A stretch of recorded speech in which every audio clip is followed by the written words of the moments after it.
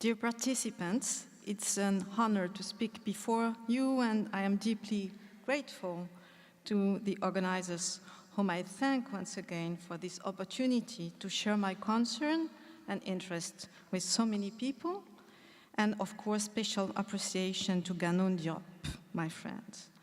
My purpose today will be focused on the history of the religious freedom scene as an international standard.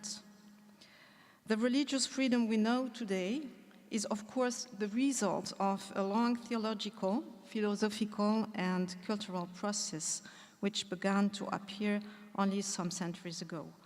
But in the possible list of its roots, we often forget to mention its historical international making, and I would like to remember this specificity.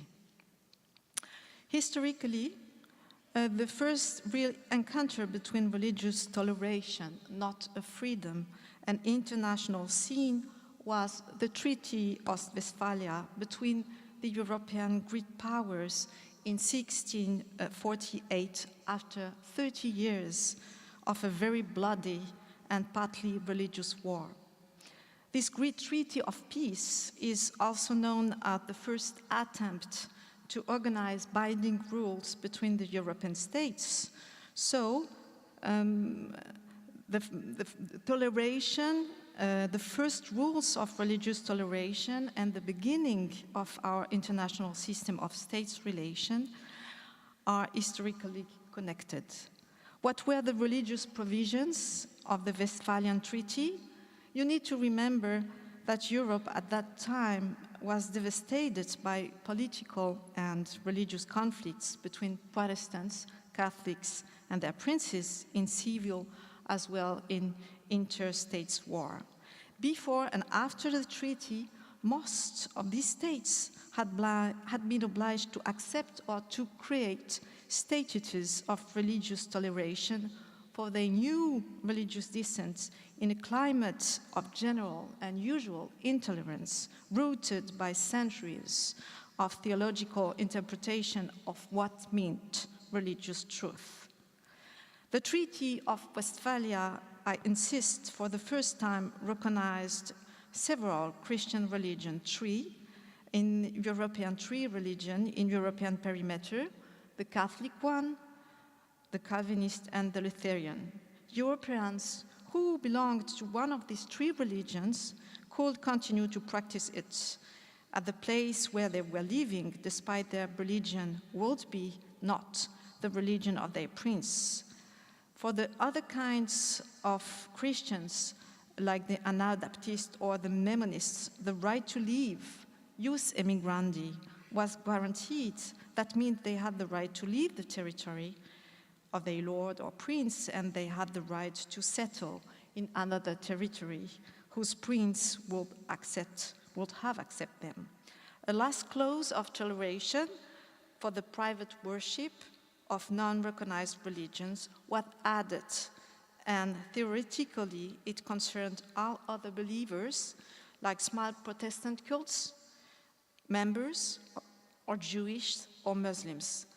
Surely this first international religious frame for protecting the believers from open and bloody persecutions could appear to us very primitive, and particularly it was not respected by the majority of the European states, which continued to persecute their dissents, like Catholic France, which continued to forbid Jewish settlement on its lands and ended its own statute of toleration by obliging the French Protestants to convert or to die.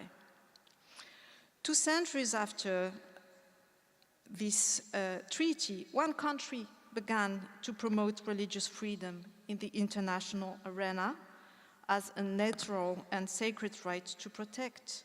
It was the young United States.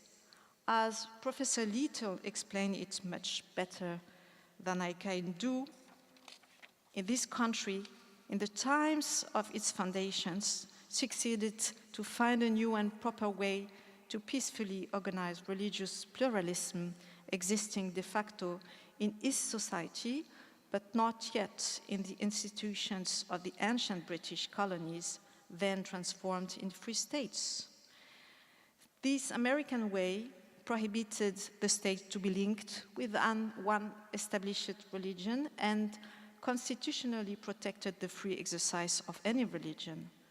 Step by step, the religious freedom was built in this country, often against what the historians are used to call the Protestant establishment of its own status. And at the end of the 19th century, the American diplomacy was the only one to demand respect for the religious and unfortunate minorities in Europe, like the Jewish in Romania and in Russia, harassed, discriminated, and often persecuted until death. So, integrating the religious freedom into a vision of some international and peaceful order built on the human rights and universal principles was a task pursued as a priority by President Woodrow Wilson in his third draft of the League of Nations in January 1999. The treaty was not ratified by the American Congress and the religious freedom not included, but in the draft was protected the free exercise of the religion and equality between the members of different cults because, I quote, persecution and religious intolerance were deep causes of war. Peace and religion coexistence were in clear connection in the mind of the first internationalists who tried to better organize the rules of the international life. But it took 30 years more, as you know it very well, before religious freedom was declared and defined as a fundamental right into the Universal Declaration of the Human Rights, approved by the Assembly of the very new Organization of the United Nations and visioned by President Franklin Roosevelt. The religious freedom as a plural right of thought, conscience, and religion was officially born. After the Universal Declaration, a strong conventional process began in which the religious freedom was included. And in this process, under the foundational Article 18 of the Declaration, gave the religious freedom a normative international content. All international or regional instruments protecting the human rights are inspired by Article 18 or copied it, as did the European Convention of Human Rights. Certainly, just after the World War, the concern for religious persecution or violence into war connected with the horrific fate done to the European Jews explained that the conventional process was focused on that aspect, especially in the building of the humanitarian law. All the provisions included in the next convention after the war are particularly topical and include strong provisions for religious conviction and their respect. But they preceded the great and famous International Covenant of 1966 on civil and political rights. We have to remember this historical anteriority and the fact that agreements on peace and humanitarian conventions included the religious aspect as one of the most endangered during conflicts. So, where are we today? The answer depends on the side we turn ourselves. We can really enjoy the fact that at the beginning of the 80s, a very important UN declaration was issued on the elimination of all forms of intolerance and of discrimination based on religion and belief. This declaration was exclusively rooted to the religious freedom and went far in the details on what means the right to have a religion. Since this declaration, things moved fast. 5 years after, the UN Commission on Human Rights decided to create a mechanism of control without waiting for the traditional process of control and implementation each convention contains with an ad hoc committee. The mechanism was to create a new function of special rapporteur, the rapporteur on religious intolerance, replaced by religious freedom on conviction in 2001. His job remains vital, and the method which was implemented in his office is now used by other institutional or national representations on religious freedom and by NGOs devoted to human rights and religious freedom. Never in the history was the question of religious freedom, religious pluralism, and religious justice taken so seriously into consideration.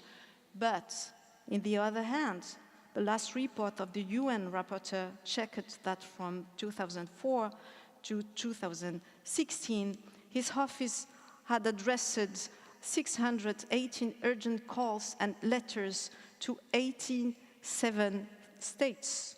The majority of the communication received during this period concerned restrictions on the right to manifest her religion and acts of religious discrimination and intolerance. The last rapporteur multiplied letters denouncing sectarian and radical attacks against religious minorities, against false accusation of blasphemy and apostasy, refusal or legal discrimination for religious buildings, the stopping of religious peaceful gathering or private assemblies, arbitrary arrest, state censorship, etc.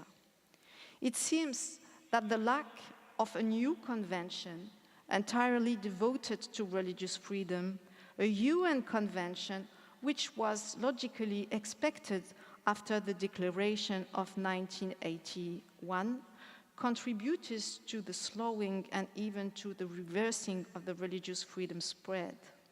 Such a convention seems urgent to precise what rights are now very urgent to promote, confronting to new challenges or persecution.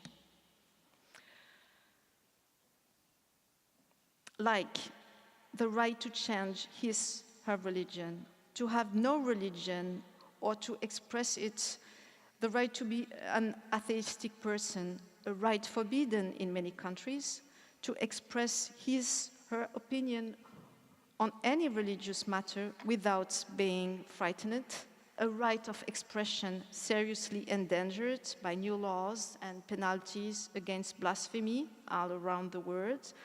But how to do such a convention now that powerful countries claim that sacred religions need protection against unrespectful people?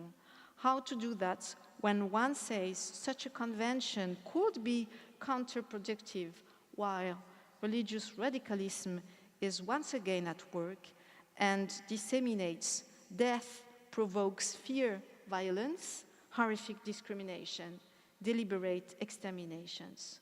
So, a lot was done in the recent past by the international institution and especially the UN. But ahead of us, the road is still long from the very far Treaty of Westphalia. I thank you.